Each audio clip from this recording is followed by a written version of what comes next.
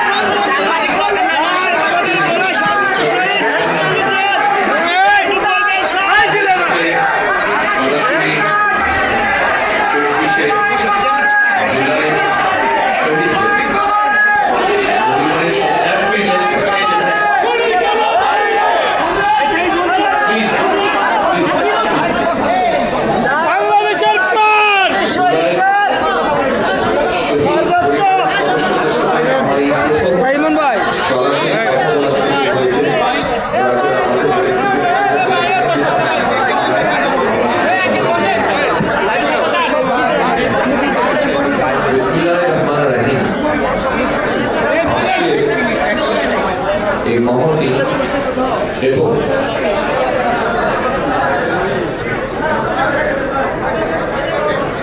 এই মর্মস্পর্শী অনুষ্ঠানের সম্মানিত সভাপতি জনাব নজরুল ইসলাম খান, মঞ্চে উপস্থিত গণতন্ত্রের অন্যতম সংগ্রামী নেতা জনাব রুহুল কবির রিজভী এবং আমার সামনে উপস্থিত 24 জুলাই শহীদ পরিবারের সদস্যবৃন্দ, জুলাই যোদ্ধা আহত মুক্তিযোদ্ধাবৃন্দ এবং সাংবাদিক প্রিয় ভাই বোনেরা, আসসালামু আলাইকুম। আজকে আপনারা যারা উপস্থিত হয়েছেন, কিছু সংখ্যক মানুষ এখানে শহীদ পরিবারের সদস্য অথবা যারা জুলাই বিপ্লব আন্দোলনে শরীক হয়েছেন এবং শারীরিকভাবে ক্ষতিগ্রস্তের শিকার হয়েছেন, এরকম আহত মুক্তিযোদ্ধারা এখানে কিছু সংখ্যক উপস্থিত আছেন যারা বক্তব্য রেখেছেন। আমি যখন ওখানে বসে ছিলাম, আমি দেখতে পাচ্ছিলাম বহু মানুষ এখানে আপনারা উপস্থিত আছেন, শহীদ পরিবারের সদস্য আহত যোদ্ধাদের মধ্যে যারা তাদের কষ্টের কথা তুলে ধরতে চাইছেন বা বলতে চাইছেন। সবাইকে আমরা আজকের এই অনুষ্ঠানের সুযোগ দিতে পারি, তার জন্য আমি আন্তরিকভাবে যারা অনুষ্ঠানের আয়োজন করেছেন তাদের পক্ষ থেকে ক্ষমা প্রার্থী আপনাদের কাছে। সম্মানিত শহীদ পরিবার এবং সম্মানিত যোদ্ধাবৃন্দ, আজকের এই সংখ্যাটি অনেক বিশাল।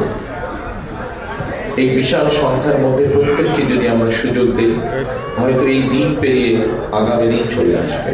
1 মিনিট করেও যদি কথা বলেন, সেজন্যই হয়তো সবাইকে সুযোগ দেওয়া সম্ভব হয়।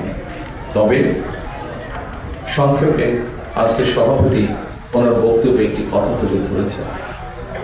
আপনারা যখন কথা, আপনাদের কষ্টের কথা, ব্যথার কথা, ত্যাগের কথা বলার জন্য ব্যাকুলভাবে সকলের দৃষ্টি আকর্ষণের চেষ্টা করছিলেন, অস্থিরভাবে প্রকাশ করছিলেন নিজের মনের কষ্টের কথা, তখন আমি এবং নজরুল ইসলাম খান সাহেব বসে এটি সিদ্ধান্ত গ্রহণ করেছি যা উনি আপনাদের সামনে তুলে ধরেছেন। বাংলাদেশ জাতীয়তাবাদী দল বিএনপি এর আগে যখন দেশ পরিচালনার দায়িত্বে ছিল, তারা মুক্তিযোদ্ধা মন্ত্রণালয় নামক একটি মন্ত্রণালয় তৈরি করেছে, যা 1971 সালে যারা মুক্তিযুদ্ধে শহীদ হয়েছেন, আহত হয়েছেন, অর্থাৎ এক কথায় মুক্তিযোদ্ধা পরিবারদের কল্যাণ তারা দেখভাল করে থাকে। আমরা সিদ্ধান্ত নিয়েছি যে ইনশাল্লাহ বাংলাদেশের মানুষের সমর্থনে বাংলাদেশ জাতীয়তাবাদী দল আগামী দিনে সরকার গঠনের সক্ষম হবে। এই শহীদ পরিবার যারা আছেন, জুলাই যোদ্ধা যারা আছেন, জুলাই আন্দোলনের যারা শহীদ পরিবার বা যোদ্ধা আছেন, তাদের যে কষ্টের কথাগুলো যে কজন ব্যক্তি, যে কজন মানুষ তুলে ধরেছেন কষ্টের কথাগুলো, এই কষ্টগুলোকে যাতে আমরা কিছুটা হলেও সমাধান করতে পারি, যাকে আমরা হারিয়ে ফেলেছি তাকে তো আমরা ফিরিয়ে আনতে পারবো না, কিন্তু যারা পেছনে রয়ে গিয়েছেন সেই পরিবারের সদস্যদের বিভিন্ন সুবিধা অসুবিধাকে যাতে দেখভাল করতে পারি এই মুক্তিযোদ্ধা মন্ত্রণালয়, কারণ তারাও একজন মুক্তিযোদ্ধা, তারাও মুক্তিযোদ্ধা হিসাবে আপনারা বলবেন। 71 সালে এই দেশের মানুষ, মুক্তিযোদ্ধারা এই দেশের স্বাধীনতা অর্জনের জন্য জীবন দিয়েছিল, এই দেশের স্বাধীনতা অর্জনের জন্য যোদ্ধারা ত্যাগ স্বীকার করেছিল। ঠিক একইভাবে 24-এ যে যোদ্ধারা যুদ্ধ করেছেন তারা স্বাধীনতা সার্বভৌমত্ব রক্ষার যুদ্ধ করেছেন। স্বাধীনতা সার্বভৌমত্ব অর্জিত হয়েছিল 71 সালে, তাকেই আমরা রক্ষা করা হচ্ছে 2024 সালে। সেজন্যই মুক্তিযোদ্ধা মন্ত্রণালয়ের মধ্যে আমরা আরেকটি ডিপার্টমেন্ট তৈরি করব, যাদের দায়িত্ব হবে এই মানুষগুলো দেখভাল করা। ইনশাআল্লাহ। সম্মানিত শহীদ পরিবারের সদস্যবৃন্দ, সম্মানিত জুলাই যোদ্ধারা, দীর্ঘ 1.5 দশকেরও বেশি সময় ধরে চলা ফ্যাসিবাদী বিরোধী আন্দোলনে হাজার হাজার মানুষ গুম হয়েছে, খুন অপহরণের শিকার হয়েছে। এরকম অনেকগুলো পরিবারের সাথে গতকাল আমার কথা হয়েছে, দেখা হয়েছে। অসংখ্য অগণিত পরিবার সব হারিয়ে ছিন্ন বিচ্ছিন্ন হয়ে গিয়েছে। শুধুমাত্র জুলাই গণ অভ্যুত্থানে 1400 বেশি মানুষ শহীদ হয়েছেন, আহত হয়েছেন 30,000-এর মতন মানুষ। এই 30,000-এর মতন মানুষের মধ্যে এমন কিছু মানুষ আছেন যাদের সংখ্যা 500-র মতন, যাদের কারো এক চোখ অথবা কারো 2 চোখই নষ্ট হয়ে গিয়েছে, পঙ্গু হয়েছেন অনেকে।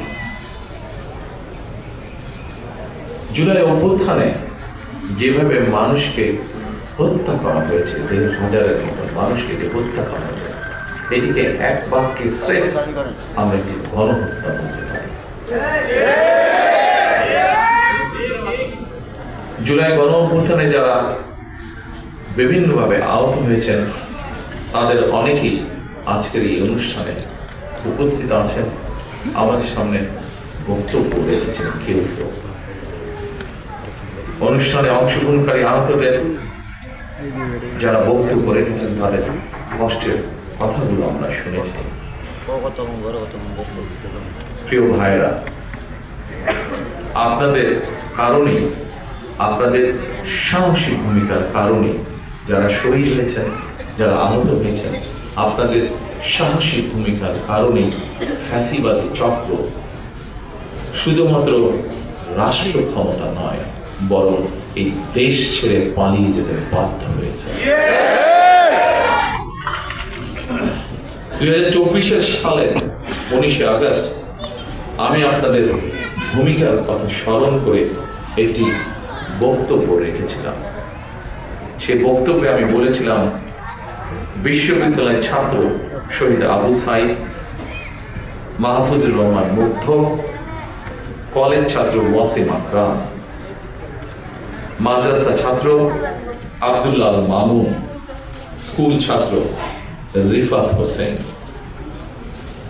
কুমিল্লার আইনজীবী আবুল কালাম, চুয়াডাঙ্গার রাজমিস্ত্রি উজ্জ্বল হোসেন, নোয়াখালীর দোকান কর্মচারী আসিফ, বরগুনার ওষুধ কোম্পানির সেলসম্যান আল আমিন, পাবনার গাড়ি চালক আরাফাত হোসেন, মিরপুরের গুলিবিদ্ধ 22 বছর বয়সী মুত্তাকিন, দোকান কর্মচারী আতিকুল, অষ্টম শ্রেণীর শিক্ষার্থী তামিমের মতন অনেকের হাত কিংবা পা কেটে ফেলতে হয়েছে। গণহত্যা থেকে 6 বছরের শিশু রিয়া গোপাল কিন্তু রেহাই পায়নি সেদিন। এক বক্তব্যে হয়তো আমরা সকলের নাম বলতে পারবো না, এত মানুষ শহীদ হয়েছেন, এত মানুষ আহত হয়েছেন। ফ্যাসিবাদ শাসন শোষণের বিরুদ্ধে 2024 সালের গণ অভ্যুত্থানে দল, মত, ধর্ম, বর্ণ নির্বিশেষে দেশের স্বাধীনতা প্রিয় গণতান্ত্রিক আমি প্রত্যেকটি সেক্টরের প্রতিটি শ্রেণী পেশার মানুষ সেদিন রাজপথে নেমে এসেছে। সেদিনকার যত ছবি উঠেছে, ক্যামেরায় বন্দি যত ছবি উঠেছে, প্রত্যেকটি ছবি এই কথা সাক্ষ্য দেয়। 2024 সালের আন্দোলন কোন ব্যক্তি, দল বা গোষ্ঠী নয়।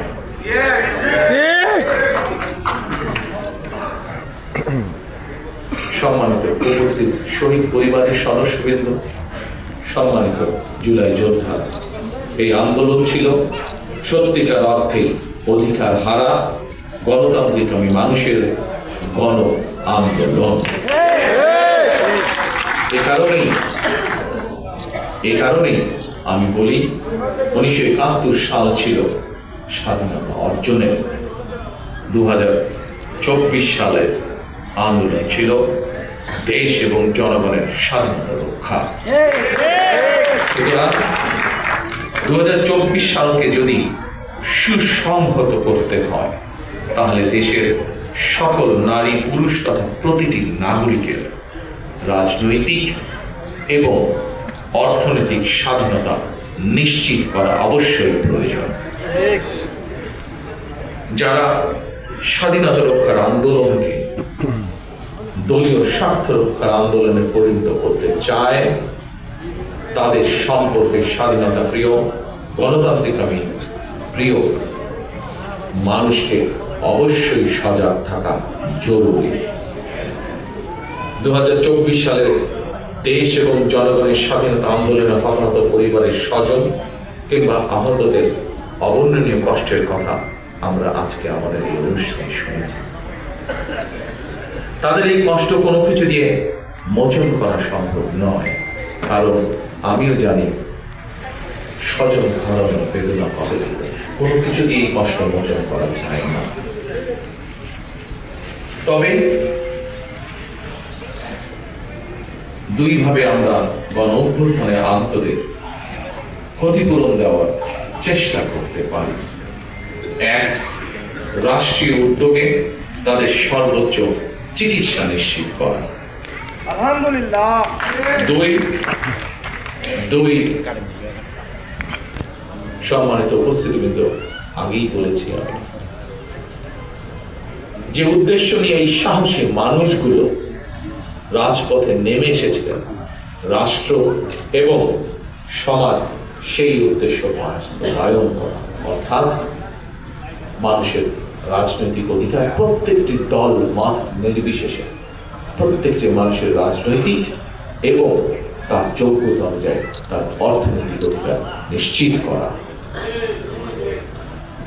দীর্ঘ 1.5 দশকের বেশি সময় ধরে ফ্যাসিবাদ বিরোধী ধারাবাহিক আন্দোলন এবং 2024 সালে ফ্যাসিবাদ বিরোধী আন্দোলনের শহীদ এবং আহত এবং হতাহতদের প্রতি রাষ্ট্রের অবশ্যই দায়িত্ব রয়েছে। একটি দায়িত্বশীল রাজনৈতিক দল হিসাবে বিএনপি সেই দায়িত্ব অনুভব করে, যার কথা একটু আগে আমি এবং আজকের অনুষ্ঠানের সভাপতি সাহেব উল্লেখ করেছেন আপনাদের সামনে। জনগণের রায় বিএনপি রাষ্ট্র পরিচালনার দায়িত্ব পেলে অবশ্যই পর্যায়ক্রমিকভাবে আমরা আমাদের সেই দায়িত্ব, সেই অঙ্গীকার, সেই প্রতিশ্রুতি আপনাদের সামনে এবং দেশের মানুষের সামনে ইনশাআল্লাহ পূরণ করব।